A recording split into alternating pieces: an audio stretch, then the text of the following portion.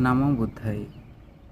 এই জীবন চলার পথে এমন একটা স্থানে এসে দাঁড়িয়েছি যেখানে সাহায্য করার মতো তেমন কেউ নেই। যতটুকু আছে বা যারা আছে যতটুকু পারে দেয়, কিন্তু এর বাহিরে কেউ সহযোগিতা করার মতো তেমন মানুষ নেই। আত্মীয় স্বজন, নিজের আপনজন সবাই এই দূরে সরে গেছে। যতদিন দিতে পেরেছি, যতটুকু সহযোগিতা করেছি, তারা যখন সহযোগিতা করার ক্ষমতা ছিল তখন সবাই ছিল, সবাই পাশে ছিল, সবসময় খোঁজখবর নিত।